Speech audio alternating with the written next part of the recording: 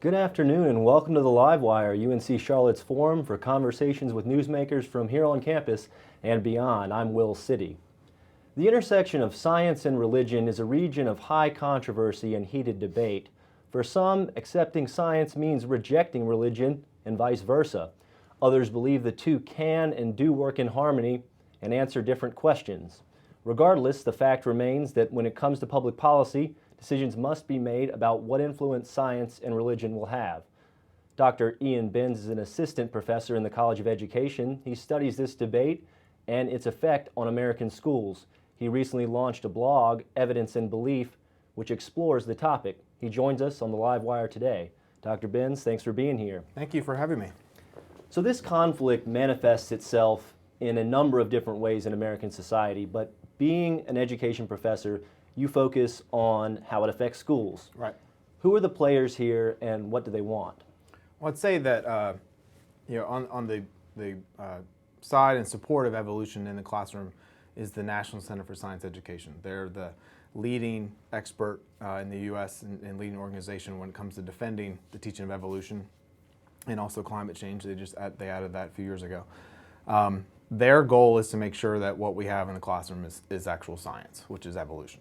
On the other side, who are trying to change things a little bit, you have a few different organizations. One of the main players is the Discovery Institute, intelligent design think tank out in Seattle, Washington.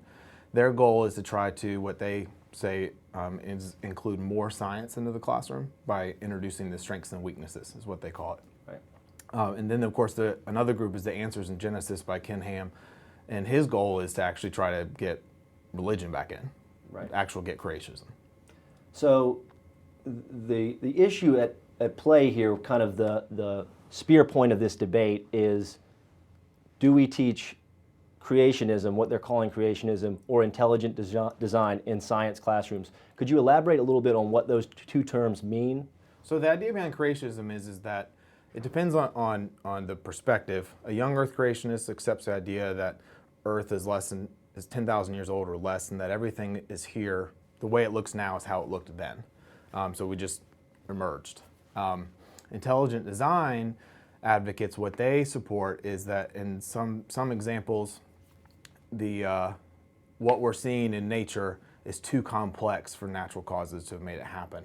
So they say that in some way an intelligent cause or intelligent designer kind of helped it along and played a role there because it's just too complex for nature to do it on its own. And I want to be careful too. What the Discovery Institute would say is that they're not advocating for intelligent design in the classroom. That's changed because of the fact that in 2005 there was a trial in Dover, Pennsylvania that found intelligent design to be unconstitutional because of its religious background. What they're advocating for is the scientific strengths and weaknesses of evolution. The arguments they use are the exact same arguments that have been used since Morris advertised or argued for creation science, creationism, intelligent design. It's all the same arguments. They're just kind of repackaging. Sure. So I think you hit on my next question a little bit in your last answer, but so what's the problem with teaching these doctrines in American public school classrooms? Well, first of all, they violate the Establishment Clause of the First Amendment in trying to get religious arguments into the classroom. So that's the overarching problem. The other problem is that they're just not science. And so we are trying to educate a future generation of students and more generations after that of trying to educate them to understand what science is. Helping them, when it comes to evolution, helping them understand what evolution is, why it's so important to society, and what advancements we've made with our understanding of evolution. So part of, in my research for this segment, was looking at what is the public perception of the relationship between religion and science in this country. And I'm just going to throw some numbers at you real quick and tell me if that's reflective of what you've seen in your research. A 2014 Rice University poll found that 50% of evangelicals even think science and religion can work together. 22% of scientists think most religious people are hostile to science, so there's another 80% on the other side that think they can work together. 22% of the general population thinks scientists are hostile to religion. So again, on the other side, another 78% that don't see that conflict there. Do you think the groups that are advocating in these cases are presenting a conflict that is not as significant as they might show it to be? Absolutely. I think what it is as we have in many issues in society, the two extremes are the ones that are always heard. They're the loudest voices, but they're also the minority. And so what happens is those of us in the middle, even though several of us are trying to advocate for the teaching of accurate science and teaching of evolution, climate change, and those types of issues, we're not heard as much because we don't have the loudest voice, and we also don't have the claims that get headlines, the sensationalist arguments. But when you look at, for example, with evolution, when you look at what do mainstream denominations, Christian denominations, and other religions as well have to say about evolution, overwhelmingly they're in support of the teaching of evolution. They're in support of evolution in itself. The Catholic Church, the Episcopal Church, the majority of churches are okay with it. The majority of religious people are okay with it. It's just those extremes that try to say, well, no, there really is a problem here, but they don't, either they don't know they're presenting wrong information, or they do know and they're trying to convince us otherwise. So even though this may not be some grand conflict between a polarized America, these small advocacy groups have been able to affect change in state governments and at local governments, and you were involved with that when you taught at LSU in Louisiana. Could you just take me through that and what happened? So Louisiana has a lengthy history when it comes to this discussion of creationism, evolution, and now this academic freedom legislation with the Teach the Controversy and Strengths and Weaknesses. So what happened is in 2008 they passed the Louisiana Science Education Act, which argues for academic freedom. It's academic freedom legislation.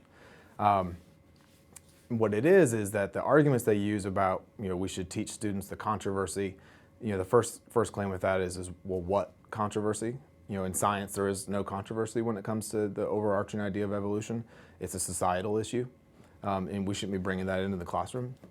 And then the other thing that they love to argue is the academic freedom, that teachers have academic freedom to teach other things. And then, of course, the scientific strengths and weaknesses. And so I think when you really get into this discussion of what the scientific weaknesses are, and you actually figure out, well, what is their evidence to say that there are weaknesses with evolution, the evidence that they use or the examples they use are the same examples that have been used for the past 40, 50, 60 years.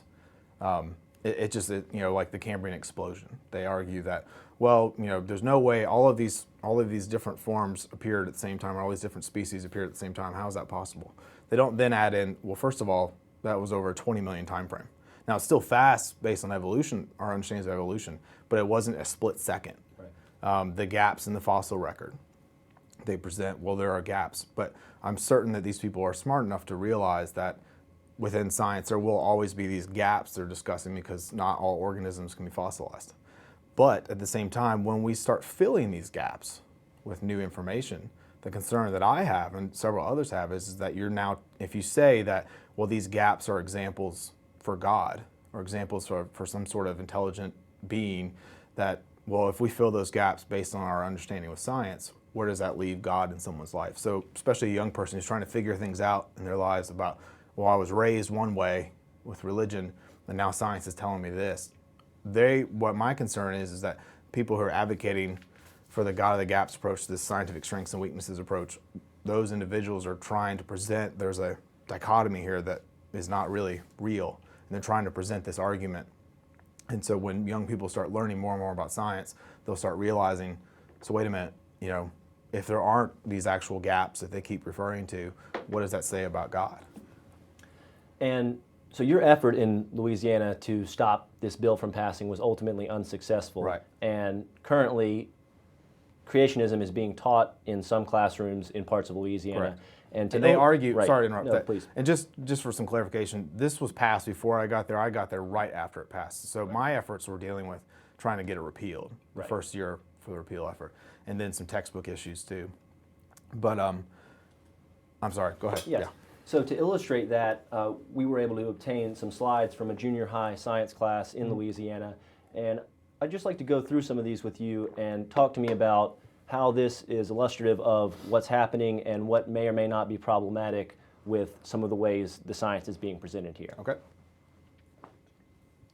So we see here, this is how the lesson would start, theories on the origin of life. Any commentary? Well, I think the first thing that you see here is with this title, And as a former high school science teacher, I would see this and think that, okay, well, they're going to discuss the origin of life. But right when you get into it, you start realizing they're actually discussing evolution. Right. And they conflate evolution with the origin of life, and those two are not the same thing. In evolution, we're talking about how life has changed over time. It's not talking about how life started. Right. And so that right there is sending a negative or a misconception to our students that shouldn't be doing, that they shouldn't be doing. Okay. So, And something else here, they start by defining theory. And Right. is there anything misleading here about this definition and then following that up with this slide? So to me, because my expertise is obviously in education, but the nature of science, and I'm not a biologist by training at all. But if we can go back to the previous Sure. slide with the word theory, their definition of theories, or theory itself, is that in our regular daily life, when someone says, "Oh, I've got a theory about that," that usually means an idea or a hunch of some sort. But what this is telling us is that with this definition is very misleading because they're saying that theories in science are ideas. They're not really backing that up with the fact that theories in science are explanations based on an overwhelming amount of evidence in support of something. And if scientists start finding evidence that doesn't support particular accepted theory, then they revise those theories. Or if they have to get rid of it, they do. That's what happens in science. That's how we advance in science. Right. But to imply that it's just some sort of idea that people came up with is very misleading for our students. So And then, in all fairness, we can't say what was actually happening in the classroom Right. that day, what kind of elaborations the teacher Absolutely. was giving. But on face value, you come to this next slide, and just looking through a student of middle school, of junior high, middle school aged eyes, you see that definition of theory, and then it's presented in combination with evolution. Right. So they What may think conclusion? well, my concern they would be is draw? that they may draw, and they probably did unless the teacher said otherwise, that they would draw some sort of conclusion, well, this is just some sort of idea that someone came up with in the 1800s named Charles Darwin, and that we're still discussing it nowadays, that it really isn't any more than an idea.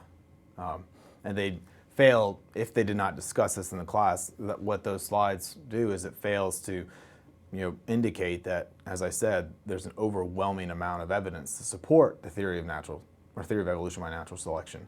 And this was introduced in the 1800s. We're now in 2015, and it's still there. Yeah, it's been improved, but it's still the general ideas are still there and still valid. So then there's several slides, that are kind of expounding and giving more details on this theory.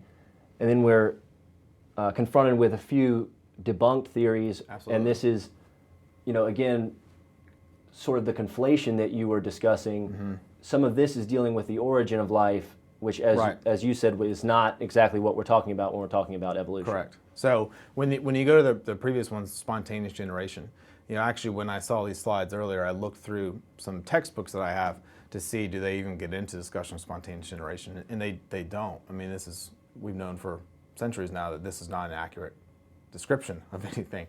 So the fact that they may be trying, the intent may have been to introduce some sort of history of things, but right there again, as you were indicating, it's kind of is trying to put this on the same level as a well-accepted theory in biology, as something that's been completely disproven and debunked. And so so that's my concern with that. And then primordial soup as well. Again, you're getting to this discussion about, well, how did life start? But that's not what evolution is about.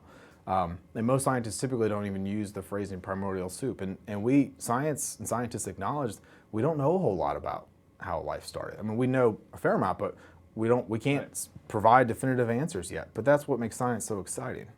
Sure. And is that part of the issue here, part of the foundation of this conflict, that when we're talking about teaching the controversy in science, we do want to encourage critical thinking, but isn't there a Absolutely. point of diminishing returns where by putting in things that are quote unquote controversial but are not backed by evidence, you're just confusing students? Right. I mean, you start getting to the point where you're presenting things on an equal level, a level playing field. Right. And so you start having this concern of, well, if students are presented this information, which is factually incorrect, and at the same time they're presented correct information, they'll start confusing the two. And that's not what we need when we talk about a scientifically literate society. We don't need that level of confusion. Now, if we want to look at it and say, okay, here is the theory of evolution by natural selection as proposed by Darwin. Here's what we now know. Here's the line of evidence for it. Let's critically look at this and analyze it and see how is it that someone back in the 1800s could come up with this transformative idea based on the evidence they had in front of them without the level of technology we have now. That's excellent critical thinking. They need to be able to do that. Right. Look at things critically and be, just figuring out, well, how did we come up with this information? But then by presenting them wrong information and saying which one's right, which one's wrong. As they said at the end, like, what's wrong with these different ideas? Right. It's kind of like, well, two of them aren't accurate. Sure. And we'll get down here to kind of what this debate Right. has started with. Here's a slide about creationism in a middle school science class. And that was my first concern when I saw it is what is this doing in a public school science classroom? And this shouldn't even be there. I'm not saying that people can't discuss creation and intelligent design outside of the classroom. That's fine if they want to do that. But when you get into a public school science classroom, this should not be there because it's not science. We're not getting into what science is. And science is based on evidence, on predictability, on testability. I mean, these ideas or these notions, we can't test them. There isn't any actual evidence to support them. So that right there creates a major problem. Do you think there's a problem in this debate in talking about it with interested parties, in that people who might not be engaged with it are provided information by the advocates here, and then they're under the impression that the public schools and that scientists are out to get Christianity by keeping it out of the classroom? And I think you did a nice job of highlighting that that is not the question. The question here is this an appropriate place for this? Right. It's not, is this right or wrong? It's where should this be? Right. Now, and when you want to talk about science terms, scientifically, these ideas of creation and intelligent design are not accurate based on science, because we cannot answer those questions with science. You answer those questions with religion, faith, and belief. Right. And I think leaving those two separate is a very powerful idea, something that, it's been promoted for years, but something that we need to make our students understand that there are certain questions science can't answer, and that's okay. But there are questions that faith and religion can't answer either, and that should be fine as well. Right. But I think some of the issues that come into play is that people are presented this idea that, well, in science, we're supposed to have 100% absolute knowledge of some sort of principle or some sort of theory or law. But the thing they don't understand is that in science we can never say we're 100% absolute on our understanding of something. There's always that possibility that something could change it. Is it likely? Probably not. But it's still a possibility, so we leave that open. So the moment we say that, the moment we in the science community acknowledge that that does exist, that there is some sort of remote possibility that some of our understandings will change, because we've seen it throughout history, people jump on that and say, well, since there is that remote possibility, let's kind of expand that hole and say we got to make this bigger and really imply that, oh no, there's some serious issues here. But one of the things they talk about with teaching creation and intelligent design is like the theory of gravity. One of the things they say about evolution is, well, it's just a theory, and we saw that implied at the very beginning with this false definition of theory. But I mean, gravity is the theory.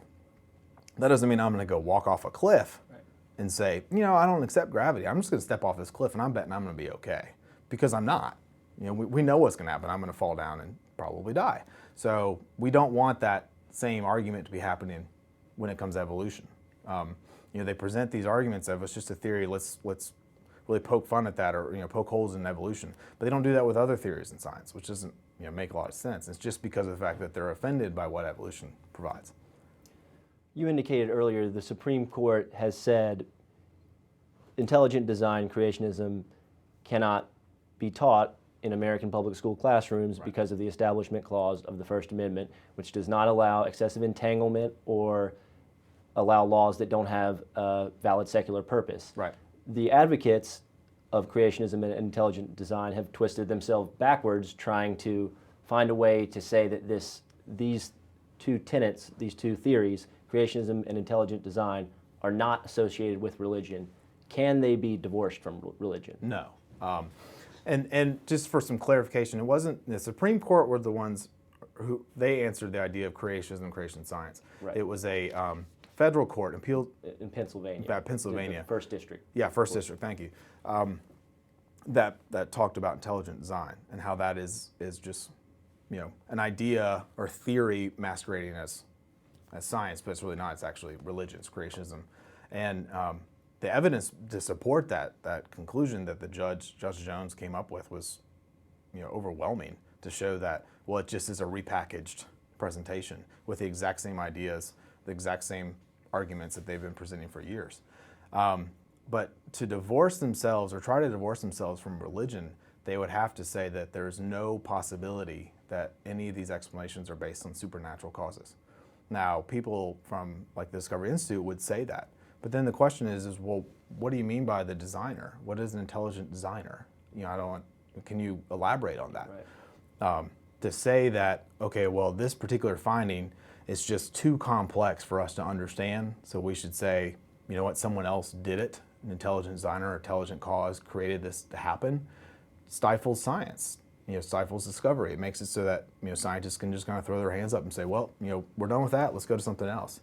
I don't want scientists to do that, especially when it comes to things like cancer treatment and things that save our lives. I really don't want them to stop just because someone has now said, well, that's an example of some sort of intelligent designer, so we just aren't meant to know what's going on. And so the implication there is that this intelligent designer is a supernatural being. And once you start getting in the realm of the supernatural, your science is out of the picture.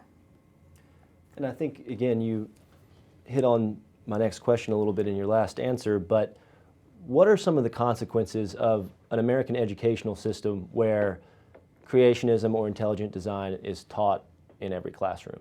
I think students, we're not preparing them for their, for college, for careers, just for future lives. They're not being prepared to understand what science is, first of all.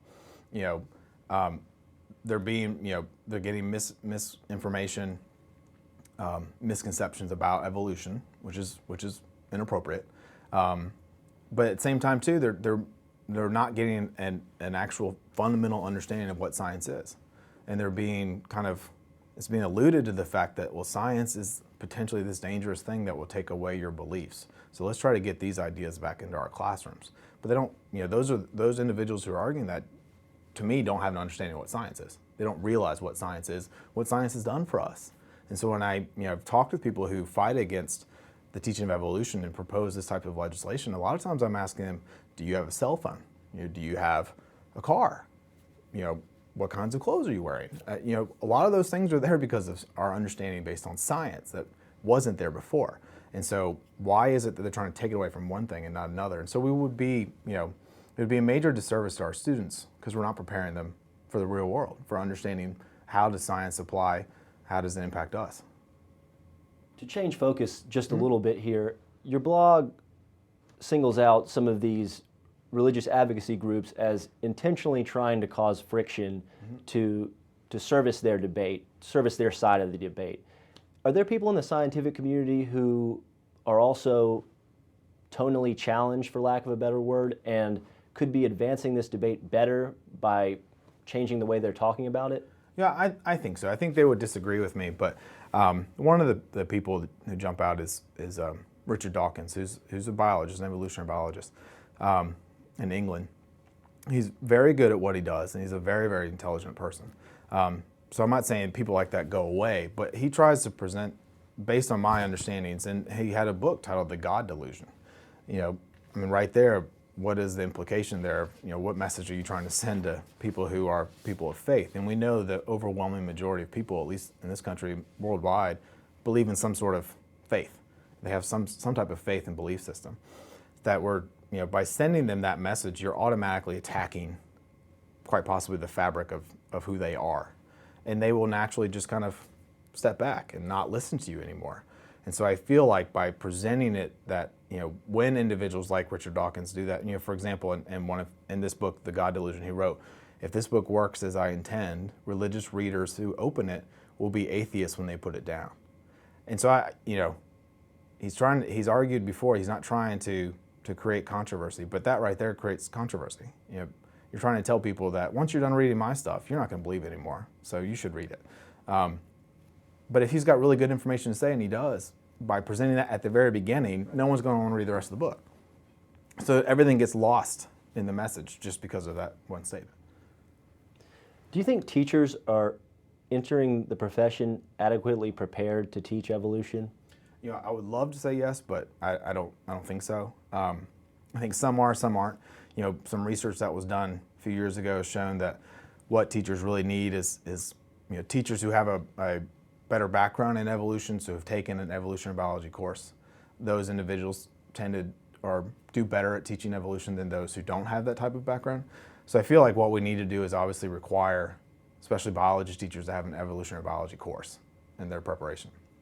We're talking about the secondary level and also the middle school level. But I also feel like too, we need to get them good science teachers or good science instruction. But we also need to make sure they have a better understanding of what science is, the nature of science, scientific work, or scientific inquiry. Having a better understanding of that, so then they could potentially, kind of put away some of these problems that could emerge in the future. I think another thing too is to teach them, well, here are some of the issues you're going to face from parents or school administrators or just the community at whole, people who are against the teaching of evolution. Here are some of their arguments. Well, this is why their arguments fall apart. Here's what you need to be prepared for and how to answer those types of questions so as you don't put off parents and upset them to the point where you're not allowed to teach anymore.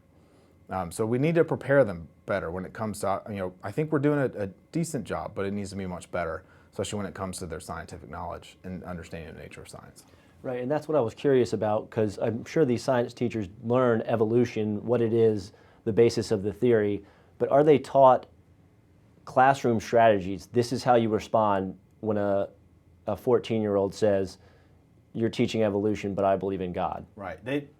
Based on my understanding, if they get that, it's a very limited number of individuals in our country who get that in a science methods course, right? Because those types of things would come in the methods courses. Okay. That types of courses that I would teach, not a scientist would teach. And so typically those are not coming up based on my knowledge. I feel like that type of information should come up even at the pre-service elementary teacher level, which is what I work with, having them have a better understanding of it, because people tend to forget that we're kind of building the foundation for this later understanding in the elementary school level.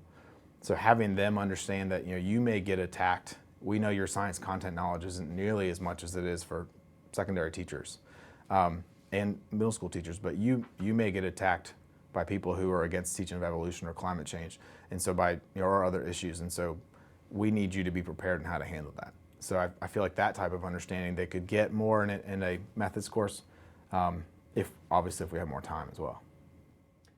What's the way forward in this debate at large? And I know that's probably a difficult question, but what do we do to bring these extreme groups together? Because they are making an impact, and right.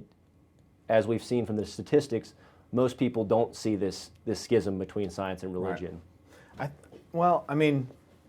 It would be great if we could say they could come together and talk it out. I don't know if that will happen.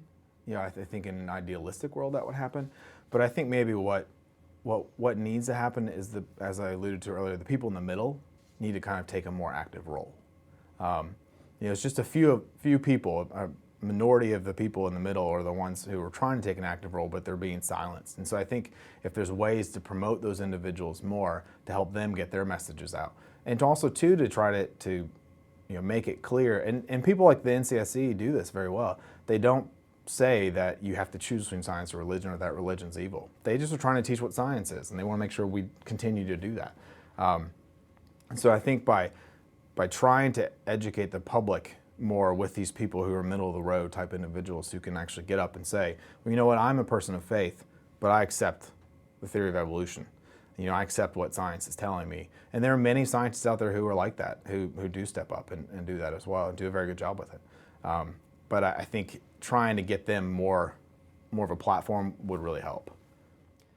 If you could diagnose the origin of this problem, would you say that it has more to do with a wing of Christianity that's skeptical of science, or is it more about a political system that can be leveraged by small, determined groups to affect changes that they want? Or is it a little bit of both?